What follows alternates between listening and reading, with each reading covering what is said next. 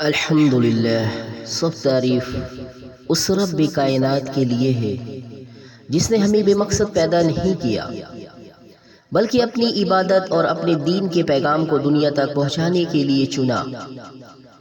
میرے عزیز جان من، میں کوئی عالم نہیں، نہ بڑا خطیب ہوں، لیکن ایک بات ضرور کہہ سکتا ہوں کہ میرے دل کے اندر ایک شوق جلتا ہے، ایک آگ سلگتی ہے، اور وہ یہ ہے کہ اللہ کے دین کا پیغام، قرآن کی روشنی، حضور صلی اللہ علیہ وآلہ وسلم کی ہدایت میرے دل سے نکلے اور آپ کے دل تک پہنچے۔ واللہ یہ شوق میرا ذاتی نہیں، یہ اللہ کی طرف سے دیا گیا ایک امانت ہے۔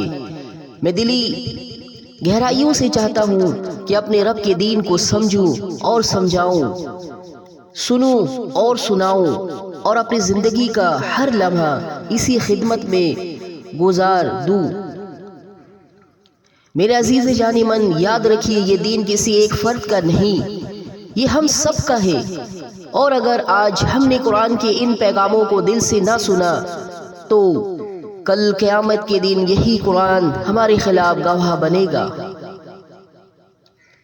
اسی جذبے کے ساتھ میں آپ کے سامنے چند باتیں پیش کرنے جا رہا ہوں۔ اللہ سے دعا ہے کہ جو میں کہوں وہ میرے دل سے نکلے اور آپ کے دل کو روشن کرے۔ دل میں عجب سی تڑپ ہے، زباں پہ عجب سا نور ہے، یہ سب کچھ میرا نہیں، میرے رب کی دی ہوئی دستور ہے۔ قرآن کی ہر آیت چراغ ہے راہوں کا، سنت محمد صلی اللہ علیہ وآلہ وسلم ہے اجالا دلوں کا۔ میں گدا ہوں اس در کا جو سب کا سہارا ہے، میرا سرمایہ یہی ہے کہ دین کا نعرہ ہے۔ میں نہ اپنی بڑائی کے لیے کہہ رہا ہوں، میں تو بس اللہ کی خوشنودی کے لیے کہہ رہا ہوں۔ میرے عزیز جان من، جو بات دل سے نکلے وہ دل تک اترتی ہے، اور جو زبان صرف دکھاوے کے لیے بولے وہ کانوں سے آگے نہیں گزرتی۔ لہٰذا آج میں جو کچھ کہنے جا رہا ہوں وہ میرا نہیں بلکہ اللہ اور اس کے رسول صلی اللہ علیہ وآلہ وسلم کا پیغام ہے۔ میری دعا ہے اللہ تعالیٰ مجھے بھی اس پر عمل کرنے والا بنائے اور آپ سب کو بھی اس کی روشنی میں زندگی گزارنے والا بنا دے، آمین۔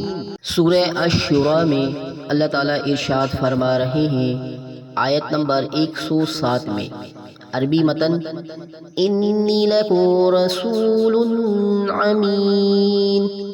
لفظی ترجمہ کرتے ہیں، انی بے شک میں، لکم تمہارے لیے، رسول ہوں، امین امانت دار ہوں۔ آیت کا سادہ ترجمہ کرتے ہیں، بے شک میں تمہارے لیے ایک امانت دار رسول ہوں۔ اس آیت کی شان نزول، یہ آیت حضرت نوح علیہ السلام کے خطبات میں سے ہے۔ جب وہ اپنی قوم کو دعوت دیتے تو ان کی دعوت کے بنیادی نکات 3 تھے۔ نمبر 1، میں اللہ کا بھیجا ہوا رسول ہوں۔ نمبر 2، میں امانت دار ہوں، جھوٹ یا خیانت کرنے والا نہیں۔ نمبر 3، میرا مقصد کوئی دنیاوی فائدہ نہیں بلکہ تمہاری نجات ہے۔ اسی بات کو حضرت ہود علیہ السلام، حضرت صالح علیہ السلام اور دیگر انبیاء علیہ السلام نے بھی اپنی قوم سے کہا، انی لکم رسول امین۔ حدیث کی روشنی میں رسول اکرم صلی اللہ علیہ وآلہ وسلم بھی امین کے لقب سے مشہور تھے۔ مکہ کی گلیوں میں سب آپ کو الصادق الامین کہہ کر پکارتے تھے، یہاں تک کہ ہجرت کی رات بھی جب کفار قتل کا منصوبہ بنا رہے تھے تب بھی انہوں نے اپنی امانتیں آپ صلی اللہ علیہ وآلہ وسلم کے پاس رکھ چھوڑی تھی۔ حدیث شریف میں آتا ہے، سنن ترمذی، حدیث کی ترجمہ بیان کر رہا ہوں، جس نے تم پر امانت رکھی ہے اسے واپس کر دو، اور جو تمہارے ساتھ خیانت کرے اس کے ساتھ بھی خیانت نہ کرو۔ تفسیر و تشریح کرتے ہیں، اس آیت میں اللہ تعالیٰ نبی کی ایک عظیم صفت بیان کر رہے ہیں، امانت۔ نبی نہ جھوٹ بولتا ہے، نہ خیانت کرتا ہے، نہ قوم کو دھوکہ دیتا ہے۔ نبی کی صداقت اور امانت ہی اس کی نبوت کی سب سے بڑی دلیل ہے۔ اسی لیے حضور صلی اللہ علیہ وآلہ وسلم نے فرمایا، لا ایمان لمن لا امانته له، مستند احمد۔ حدیث کی ترجمہ، اس شخص کا ایمان نہیں ہے جس میں امانت داری نہیں۔ میرے عزیز جان من، قرآن ہمیں آج ایک عظیم پیغام دے رہا ہے۔ اللہ کے نبی اپنے قوم کو پکار کر کہتے ہیں انی لکم رسول امین، یعنی میں تمہارے لیے ایک امانت دار رسول ہوں۔ سوچو نبی اپنی قوم کو کیا دلیل دے رہے ہیں، اپنی دولت کی نہیں، اپنی طاقت کی نہیں، بلکہ اپنی امانت اور سچائی کی دلیل دے رہے ہیں۔ میرے عزیز جان من، آج ہمارا حال کیا ہے؟ ہم خود کو مسلمان کہتے ہیں مگر امانت کہاں ہے؟ زبان پر لا الہ الا اللہ ہے مگر کاروبار میں دھوکہ ہے، نماز میں کھڑے ہیں مگر وعدے میں بے وفائی ہے۔ میرے عزیز جان من، یاد رکھو ایمان اور امانت دونوں ایک دوسرے کے ساتھ جڑے ہیں۔ اگر ہم واقعی رسول اللہ صلی اللہ علیہ وآلہ وسلم کے ماننے والے ہیں تو ہمیں بھی اپنی زندگیوں میں امین بننا ہوگا۔ گھر میں، کاروبار میں، رشتوں میں، ہر جگہ سچائی اور امانت ہونی چاہیے۔ اسی امانت داری نے انبیاء کو بلند مقام دیا اور یہی امانت داری ہمیں بھی کامیاب بنا سکتی ہے، دنیا میں بھی اور آخرت میں بھی۔ میرے عزیز جان من، اگلی آیت کے لیے آگے بڑھتے ہیں۔ اگلی آیت 108 میں اللہ تعالیٰ ارشاد فرما رہے ہیں وَاتَّقُوا اللَّهَ وَأَطِيعُونِ، لفظی ترجمہ کرتے ہیں وَاتَّقُوا، پس ڈرو، اللہ سے، وَأَطِيعُونِ، اور میری اطاعت کرو۔ آیت کا سادہ ترجمہ کرتے ہیں پس اللہ سے ڈرو اور میری اطاعت کرو۔ آیت کی شان نزول، یہ الفاظ حضرت نوح علیہ السلام نے اپنی قوم کو مخاطب کرتے ہوئے بار بار کہیں جب وہ اپنی قوم کو سمجھاتے میرا مقصد نہ دنیاوی فائدہ ہے نہ کسی قسم کا مال، بلکہ میرا اصل مقصد تمہیں اللہ کی طرف بلانا ہے، تو پھر ان کے خطبات کا مرکزی جملہ یہی ہوتا فَاتَّقُوا اللَّهَ وَأَطِيعُونِ، اللہ سے ڈرو اور میری اطاعت کرو۔ یہ جملہ ہر نبی کی دعوت کا خلاصہ ہے۔ تمام انبیاء نے اپنی قوم کو یہی کہا کہ اللہ کی نافرمانی چھوڑ دو، اس کا خوف دل میں بیٹھاؤ اور اللہ کے رسول کی اطاعت اختیار کرو۔ حدیث کی روشنی میں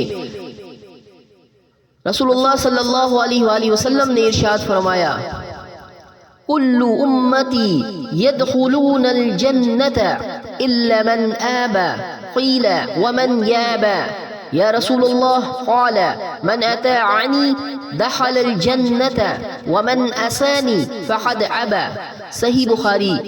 ترجمہ، میری پوری امت جنت میں جائے گی سوائے اس کے جس نے انکار کیا۔ پوچھا گیا یا رسول اللہ صلی اللہ علیہ وآلہ وسلم کون انکار کرے گا؟ آپ صلی اللہ علیہ وآلہ وسلم نے فرمایا جس نے میری اطاعت کی وہ جنت میں داخل ہوگا اور جس نے میری نافرمانی کی اس نے انکار کیا۔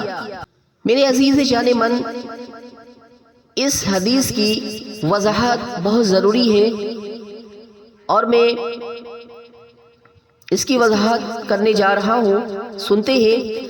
یہ حدیث حقیقت میں آیت فَاتَّقُوا اللَّهَ وَأَطِيعُونِ کی عملی وضاحت ہے۔ نمبر 1، اطاعت جنت کی ضمانت۔ حضور صلی اللہ علیہ وآلہ وسلم نے بالکل صاف الفاظ میں اعلان فرما دیا کہ میری اطاعت جنت کی ضمانت ہے۔ جنت کا راستہ نماز، روزہ، حج اور زکوٰۃ سے ضرور گزرتا ہے، مگر ان سب عبادات کی اصل روح رسول اللہ صلی اللہ علیہ وآلہ وسلم کی اطاعت ہے۔ نمبر 2، نافرمانی، انکار۔ آپ صلی اللہ علیہ وآلہ وسلم نے یہ بھی واضح کر دیا کہ جو شخص آپ صلی اللہ علیہ وآلہ وسلم کی بات کو چھوڑ دے، سنت کو چھوڑ دے یا دین کو اپنی خواہش کے مطابق بدل دے، وہ حقیقت میں اللہ کی جنت کو ٹھکرا رہا ہے، یعنی وہ اپنی ضد سے اپنے لیے جنت کے دروازے بند کر رہا ہے۔ نمبر 3، امت کے ساتھ محبت۔ میرے عزیز جان من، غور کریں حضور صلی اللہ علیہ وآلہ وسلم نے کس محبت سے فرمایا میری پوری امت جنت میں داخل ہوگی۔ یہ کتنی بڑی خوشخبری ہے، لیکن ساتھ ساتھ ایک تنبیہ بھی ہے کہ یہ خوشخبری صرف ان کے لیے ہے جو آپ صلی اللہ علیہ وآلہ وسلم کے فرما بردار ہیں۔ قرآن کی تائید، یہ حدیث قرآن کی ان آیات کی عملی تفسیر ہے۔ من یطع الرسول فقد اطاع اللہ، سورۃ النساء آیت 80۔ ترجمہ، جس نے رسول کی اطاعت کی اس نے دراصل اللہ کی اطاعت کی۔ وَمَا آتَاكُمُ الرَّسُولُ فَخُذُوهُ وَمَا نَهَاكُمْ عَنْهُ فَانْتَهُوا، سورۃ الحشر آیت 7۔ ترجمہ: رسول تمہیں جو دے وہ لے لو اور جس چیز سے منع کرے اس سے رک جاؤ۔ میرے عزیز جان من، ایک عملی پیغام: اگر ہم چاہتے ہیں کہ اللہ ہم سے راضی ہو تو حضور صلی اللہ علیہ وآلہ وسلم کی سنت کو اپنی زندگی میں زندہ کریں۔ نجات کی ضمانت صرف قرآن پڑھنے سے نہیں ہے بلکہ قرآن پلس سنت دونوں پر چلنے میں ہے۔ جس نے حضور صلی اللہ علیہ وآلہ وسلم کی اطاعت کو معمولی سمجھا وہ اپنی آخرت کو معمولی بنا بیٹھا۔ ایک اور حدیث میں میرے آقا محمد مصطفیٰ صلی اللہ علیہ وآلہ وسلم کا ارشاد ہے: اتق اللہ حیث ما کنت۔ جامع ترمذی۔ حدیث کا ترجمہ: جہاں کہیں بھی ہو اللہ سے ڈرتے رہو۔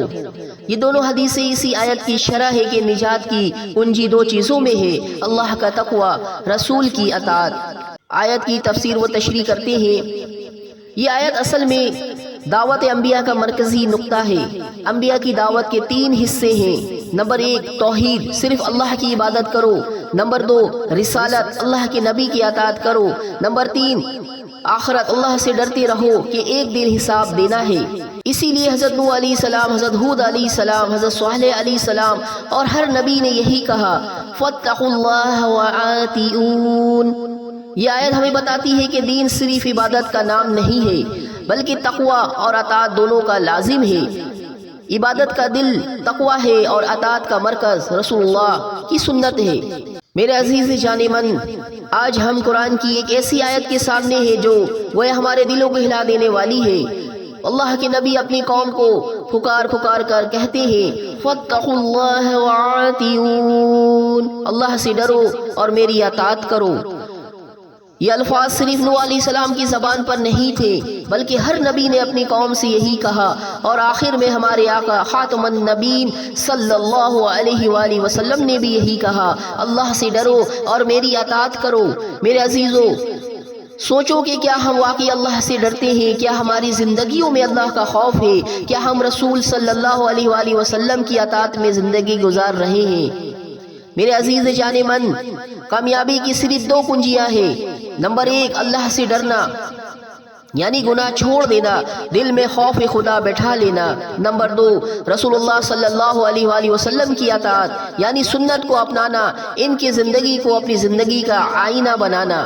اگر یہ دونوں چیزیں زندگی میں آ گئیں تو جنت کے دروازے ہمارے لیے کھل جائیں گے، اور اگر یہ دونوں چیزیں چھوڑ دیے تو دنیا بھی برباد ہوگی اور آخرت بھی برباد ہوگی۔ میرے عزیز جان من، آؤ آج فیصلہ کریں، ہم اپنی زندگی کا ہر لمحہ اللہ کے خوف میں گزاریں گے اور اللہ کے رسول صلی اللہ علیہ وآلہ وسلم کی اطاعت میں گزاریں گے۔ یہی کامیابی ہے، یہی نجات ہے، یہی قرآن کا پیغام ہے۔ میرے عزیز جان من، سورہ الشورى آیات 108 میں اللہ تعالیٰ ارشاد فرما رہے ہیں: وَمَا أَسْأَلُكُمْ عَلَيْهِ مِنْ أَجْرٍ إِنْ أَجْرِيَ إِلَّا عَلَى رَبِّ الْعَالَمِينَ۔ عزیز جان من، آیت کا لفظی ترجمہ کرتے ہیں: وما اور نہیں، اسألکم میں سوال کرتا ہوں، یعنی تم سے، علیہ اس مطلب دعوت و تبلیغ پر، من اجری کسی بھی اجر کا، انا بے شک، اجریہ میرا اجر، الا سوائے، علی رب العالمین رب العالمین کے ذمہ۔ آیت کی ترجمہ کرتے ہیں: اور میں تم سے اس دعوت حق پر کوئی اجرت نہیں مانگتا، میرا اجر تو صرف رب العالمین کے ذمہ ہے۔ آیت کی شان نزول، یہ آیت انبیاء کرام کے اس عظیم اسلوب کو ظاہر کرتی ہے کہ انہوں نے کبھی اپنی دعوت تبلیغ اور جہاد فی سبیل اللہ کو دنیاوی مفاد یا مالی فائدے کے لیے نہیں استعمال کیا۔ حضرت نوح علیہ السلام سے لے کر خاتم النبیین میرے آقا محمد مصطفیٰ صلی اللہ علیہ وآلہ وسلم تک تمام انبیاء نے اپنی قوموں کو یہی کہا: میں تم سے کوئی معاوضہ نہیں چاہتا، میرا اجر تو صرف اللہ کے پاس ہے۔ یہی آیت حضرت نوح علیہ السلام کے حوالے سے نازل ہوئی جب ان کی قوم نے کہا: اے نوح، تم تو ہماری طرح ایک انسان ہو، اس دعوت کے پیچھے تمہارا کوئی دنیاوی مقصد ہے؟ اس پر نوح علیہ السلام نے اعلان فرمایا کہ میرا مقصد کوئی دنیاوی فائدہ نہیں ہے، میں تو اللہ کا پیغام تم تک پہنچانے آیا ہوں۔ میرے عزیز جان من، حدیث کی روشنی میں میرے آقا محمد مصطفیٰ صلی اللہ علیہ وآلہ وسلم نے ارشاد فرمایا: مَا سَأَلْتُكُمْ عَلَيْهِ مِنْ أَجْرٍ فَهُوَ لَكُمْ۔ ان اجری الا علی اللہ، مستند احمد ترجمہ، جو کچھ میں نے تم سے اجر مانگا وہ تمہارا ہی فائدہ ہے، میرا حقیقی اجر تو اللہ پر ہے۔ ایک اور حدیث میں میرے آقا محمد مصطفیٰ صلی اللہ علیہ وآلہ وسلم کا ارشاد ہوا، خیرکم من تعلم القرآن وعلمہ، بخاری شریف، یعنی تم میں سے بہتر وہ ہے جو قرآن سیکھے اور دوسروں کو سکھائے۔ اس میں بھی یہی حقیقت پوشیدہ ہے کہ قرآن کی خدمت اور دین کی تبلیغ دنیاوی مفاد کے لیے نہیں بلکہ اللہ کی رضا کے لیے ہونی چاہیے۔ آیت کی تفسیر و تشریح کرتے ہیں۔ عزیز جان من، یہ آیت ہمیں بتاتی ہے کہ دین کی دعوت، دین کی خدمت، دین کی تبلیغ ایک ایسی عظیم امانت ہے جسے صرف اور صرف اللہ کے لیے خالص کیا جانا چاہیے۔ حضرت نوح علیہ السلام نے 950 سال تک اپنی قوم کو دعوت دی، دن رات چھپ کر اور علانیہ، لیکن کبھی اپنی قوم سے یہ نہیں کہا کہ میری اتنی محنت کا کوئی صلہ دو، مجھے کوئی معاوضہ دو، میرا کوئی دنیاوی فائدہ دو، بلکہ فرمایا میرا اجر تو میرے رب کے پاس ہے۔ اسی طرح حضور اکرم صلی اللہ علیہ وآلہ وسلم نے بھی قریش کو یہی کہا کہ میں تم سے مال نہیں چاہتا، دولت نہیں چاہتا، کوئی دنیاوی جاہ و منصب نہیں چاہتا، میں تو تمہیں جہنم کی آگ سے بچانے آیا ہوں۔ یہ آیت ہمیں یہ بھی سکھاتی ہے کہ جو دین کا کام کرنے والا ہے اس کا اصل مقصد اللہ کی رضا اور آخرت کا اجر ہونا چاہیے۔ دنیا کی واہ واہ، شہرت یا مالی فائدہ کبھی اصل مقصد نہیں بننا چاہیے۔ میرے عزیز جان من، یہ قرآن کی آواز ہے، یہ انبیاء کا پیغام ہے۔ ہر نبی نے اپنی قوم سے کہا میں تم سے کسی صلے کا، کسی اجرت کا، کسی دنیاوی بدلے کا سوال نہیں کرتا، میرا اجر تو صرف اللہ پر ہے۔ میرے عزیز جان من، سوچو آج ہم دین کے معاملے میں کہاں کھڑے ہیں؟ کیا ہم دین کو صرف دنیاوی فائدے کے لیے استعمال کر رہے ہیں یا ہم خالص دل سے اللہ کے لیے کام کر رہے ہیں؟ حضرت نوح علیہ السلام نے قوم کے طعنے سہے، ان کی باتوں کو برداشت کیا، مگر ان کا جواب صرف یہ تھا میرا اجر رب العالمین کی ذمہ ہے۔ یہی پیغام ہمارے آقا محمد مصطفیٰ صلی اللہ علیہ وآلہ وسلم نے بھی دیا۔ یہی پیغام ہر مسلح پر، ہر داعی، ہر عالم، ہر بندہ مومن کا ہونا چاہیے۔ عزیز جان من، آئیے آج اپنے دل پر ہاتھ رکھ کر سوچے، کیا ہم دین کے کام کو اللہ کے لیے کرتے ہیں یا اپنی واہ واہ کے لیے؟ کیا ہم قرآن کو پڑھتے ہیں اور پڑھاتے ہیں صرف اپنی شہرت کے لیے یا اللہ کی رضا کے لیے؟ ایسے سننے والوں، اگر ہم نے دین کو اللہ کے لیے کر لیا تو دنیا بھی ہمیں پیچھے آئے گی اور دنیا بھی ہمارے پیچھے آئے گی اور آخرت بھی سنور جائے گی۔ لیکن اگر ہم نے دین کو دنیا کے لیے بیچ دیا تو یہ نہ دنیا ہاتھ آئے گی اور نہ آخرت۔ میرے عزیز جان من، بس اپنے دل کو خالص کرو، اپنی نیت کو خالص کرو، اپنی عبادت کو خالص کرو، کیونکہ یہ آیت ہمیں پکار کر کہہ رہی ہے میرا اجر تو صرف اللہ کی ذمہ ہے۔ امید ہے عزیز جان من آپ میرے اس پیغام سے متفق ہوں گے۔ اللہ ہمیں ہدایت کی توفیق دے، بات سمجھنے کی توفیق دے اور دین سے جڑنے کی خاص کر ہمیں توفیق عنایت فرمائے، آمین۔